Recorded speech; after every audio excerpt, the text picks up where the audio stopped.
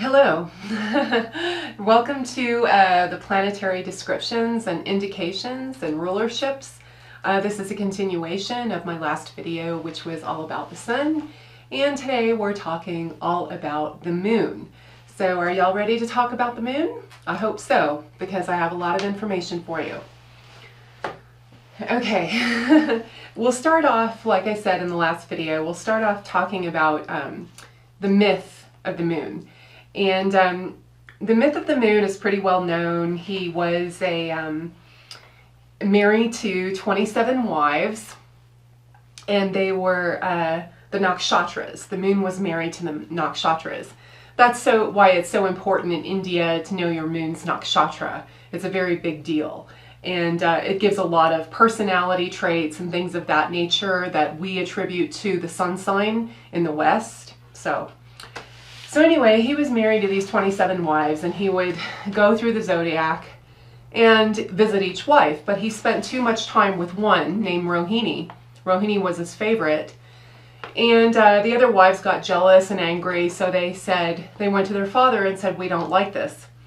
So his father-in-law cursed him with consumption, and he would wane until he died. He'd lose his light until he died. And then they went back and said, "No, we don't want that. We don't want him to die. We want just to spend time with him, you know, the same amount of time that he spends with Rohini. He has to spend with us." So the father amended the sentence, and he spent fairly equal amount of time with each wife. And but he still waned. He still lost power. He lost his light, as the moon loses its light and turns dark and dies when it conjoins the sun, and then it's reborn again and it waxes until it's full. Okay? So the myth of the moon is a very, very adaptable planet, obviously. It's our mind. In the Vedic system, the moon is the manas, the moon is the mind, and our sense of individuality, our sense of ego. All of the psychological sanskars that we have, all of our characteristics are in the mind, thus they are a product of the moon. So the moon is a very important planet, the most important really, in the Vedic system. So you want to have a good moon. A moon tends to absorb whatever planet it is with. If it is with a planet, you tend to notice that about the person very much. If Mercury's with the moon, the person's intellectual and can is a very wordy, use a lot of different words, learn languages very quickly. If the moon is with Mars, the person tends to have a temper and be very righteous, have very strong convictions and opinions. If the moon is with Saturn, the person is very serious. They can be prone to depression. They don't suffer fools lightly, as they say.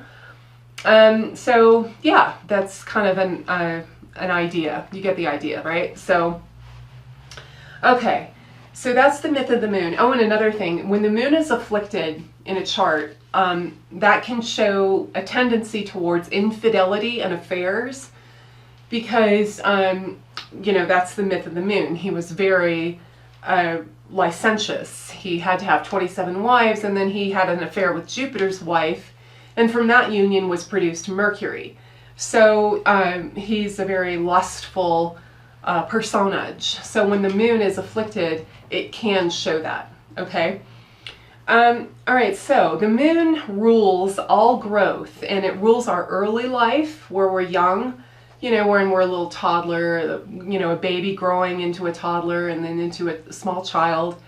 And it shows this is our part of our life where we're the most vulnerable and we need to be loved and cherished.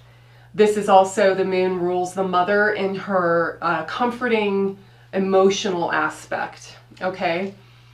The moon is considered a benefic while waxing or growing brighter, and a malefic while decreasing in brightness or waning. And it's not a full-on malefic. It's not a malefic like Mars, Saturn, or Rahu. He's a slight malefic. It means wherever he is, what he's touching, the person kind of gets less of as they grow older. They get less of that as they age, and they actually adapt to that. and they turn within more, okay? So the house that the waxing moon occupies is a house the person wants to develop because that's where the mind is, okay?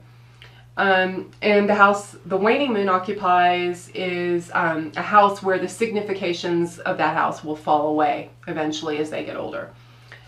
Okay, and so the moon is a sovereign. In the planetary kingdom, the moon is a sovereign. She's the queen, and or the first lady, and she is the social aspect of leadership and interacting with others, being sensitive to the subject's needs, that kind of thing. That's what the moon, who she represents, okay? Or he. All the planets are he's.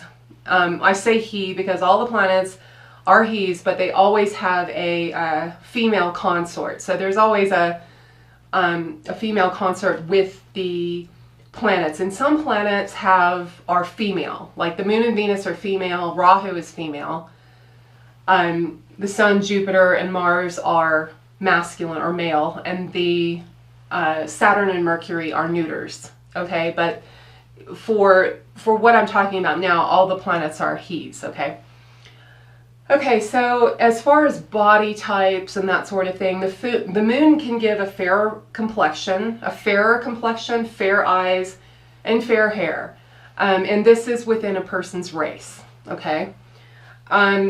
The moon is feminine and the most feminine planet, and the moon is very receptive.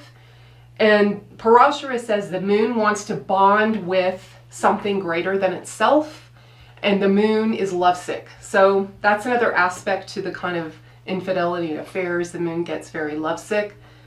But also the moon is receptive and wants to bond with something. So the moon rules women in general, according to Parasara. So not the wife or the girlfriend, but just women in general, and the comforting aspect of the mother. Okay. And as far as the caste, the moon is a Vaishya caste. So the moon is a businessman or a trader, and that's the type of person that wants to develop his own prosperity and the prosperity for others using having useful skills. Okay, any kind of professional, doctor, lawyer, businessman, that kind of thing. Okay. The moon is Sattvic, so the moon is motivated by inspiration and truth. Yeah, the Parasara says that the moon is round, so the moon can easily adapt and change to changing circumstances. And he has a very changeable nature. He rules over moods and adaptability. Okay. The moon rules intuition, so he's filled with knowing, and that's how he comes to know things, through intuition. The sun comes to know things through logic, and the moon comes to know things through intuition. And also the moon speaks very sweetly. So if the moon is strong in someone's chart and it's connected to the house of speech, the second house, or communication, the third house, the person is very good with other people and can coax and relax someone with their nice words and their kind voice. Okay. The moon is said to rule Rakta, which translates as blood, but it's actually the water in the blood, and that's where most of the water in the body is, in the blood. So the moon rules the circulating blood. Okay. For environments, the moon rules all places of water, and in the home, he rules the bathroom. The moon rules the salty taste. Obviously, the moon also rules the ocean, so it's salty. And in the plant kingdom, the moon rules milky plants and trees with sap, or trees that are harvested for sap. Okay? Now,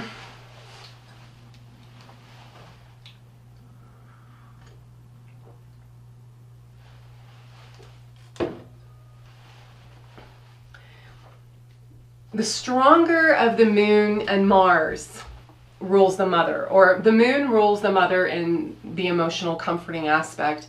Mars rules the mother in the aspect of protecting the child. stopping the child from drinking bleach or falling down the stairs.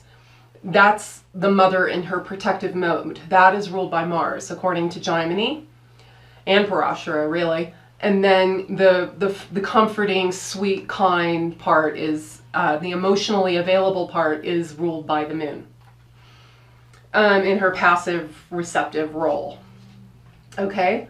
The moon rules creeping formed animals such as insects, spiders, and snakes.